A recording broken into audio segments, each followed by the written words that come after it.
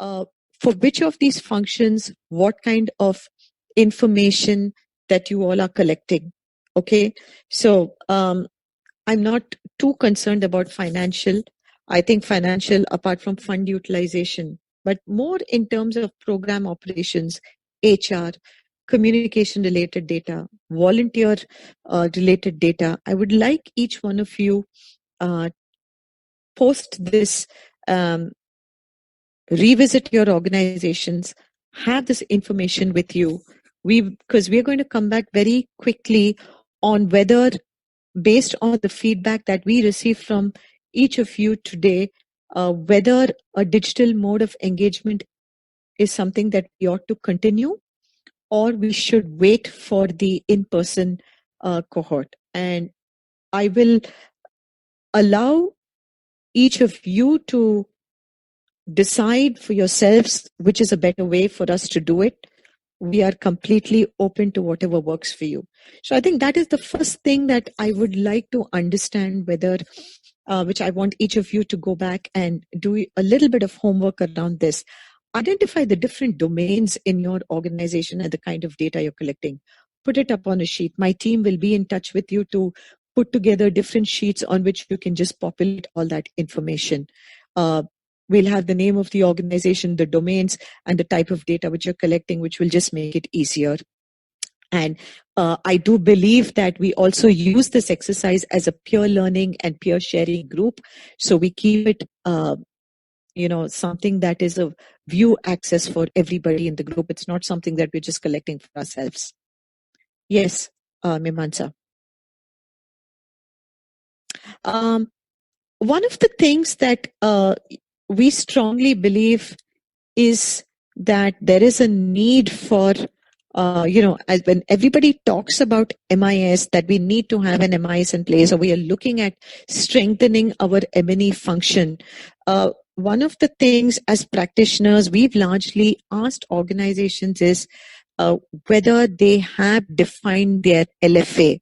Okay, and at this point of time, I would like a show of hands for those of you who can confirm that you have designed your LFAs for your organization's programs.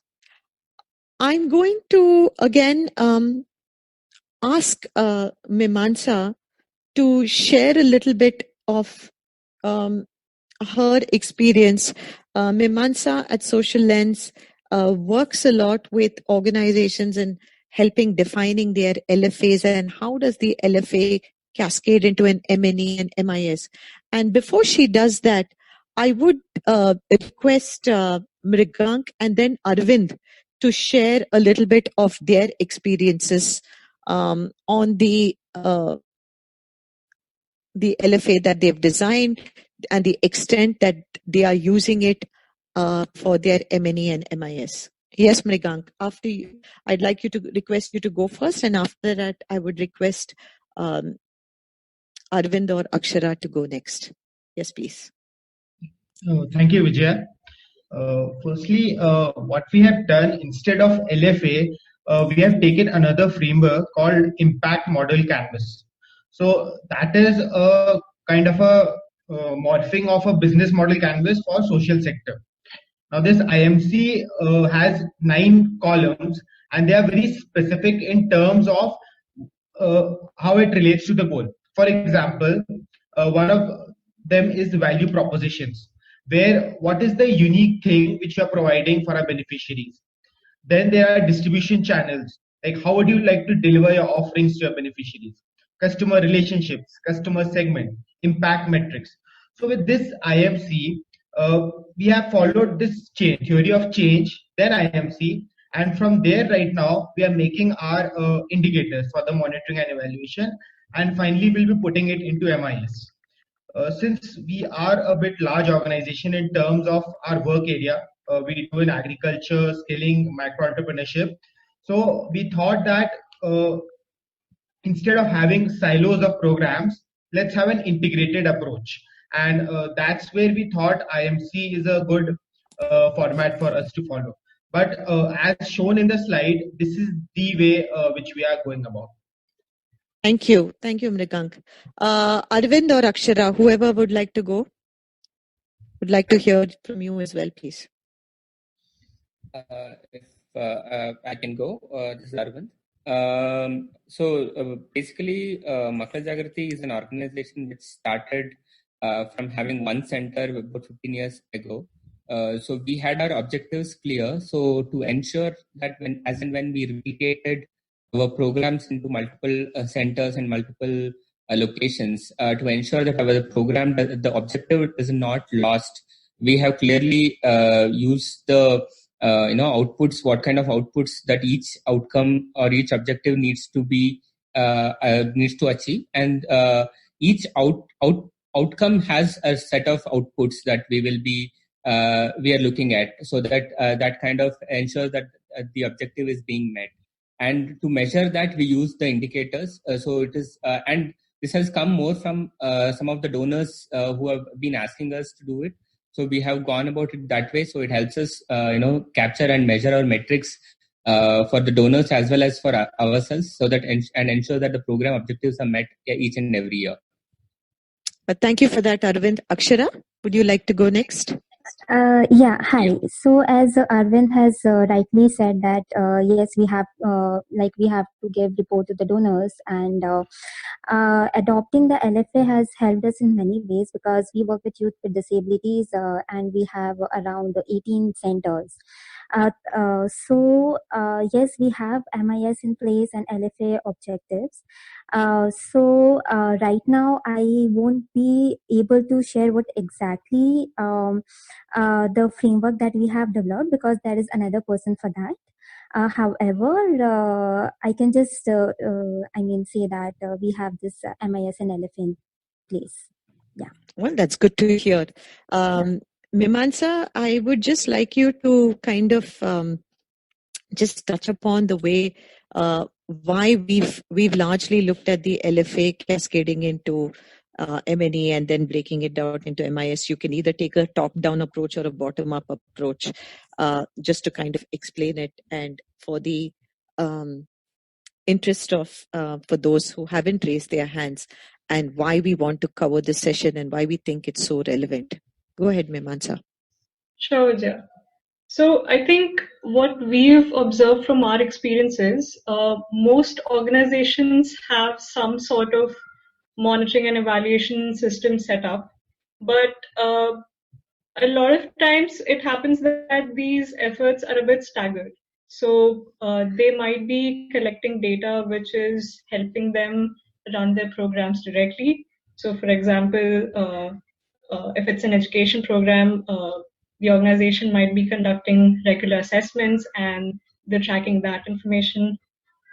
But while this is an essential part of monitoring, it also helps to take a step back and look at what is it that the organization is trying to achieve. So the larger goal of the organization, and look at how each of your data points, which is currently being collected, translates back into that goal. So while many of you might have an MIS currently, it always helps to link everything back to all your activities and how are they helping you achieve your goal. So this is why LFA comes in. This is where LFA comes in handy, because it literally tells you how your goal translates into your activities, to your outputs, outcomes, and what would be the relevant indicators to measure these outcomes. So, well, thank you for that, Mimamsa. I think at this point, I just want to take a step back. I think Mrigank, when you spoke about the framework that you are using, I think that's fantastic. But I also think it's absolutely relevant for organizations which are running running integrated programs where there are definite linkages between programs. But for those of you who are looking at specific programs, again, people have said, are there two schools of thought? Is it the TOC and the LFA, or vis-a-vis? And I think that it's not choosing one over the other. I think the theory of change really articulates what is the long-term change that the organization wants to bring about in the community that they're working with, or in the program, or what is the change that they envision to drive. The LFA actually works as a great planning tool, because it allows you to put in some sort of structure. I do agree that, and it allows you to take in, what are those risks which are going to come through. So I think whether it is a nascent organization, or even if it's a very, an organization which has grown over a period of time, I don't have an answer on the revisiting of an LFA at what point of time, but I think it is very essential, because the LFA allows you to identify those indicators that you can objectively verify. See, a lot of us are subject to third-party evaluations. CSR funded organizations are required to mandatorily go through a third-party evaluation at the end of the funding cycle. And so therefore, necessary to have our impact indicators, because those impact indicators allow you to design what sort of an ongoing monitoring program, system you want to set up.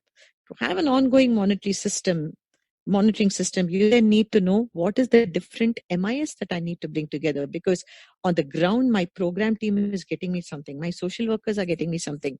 At the time of joining the program, there are other sheets that we're taking together. And so how do I kind of amalgamate all of this?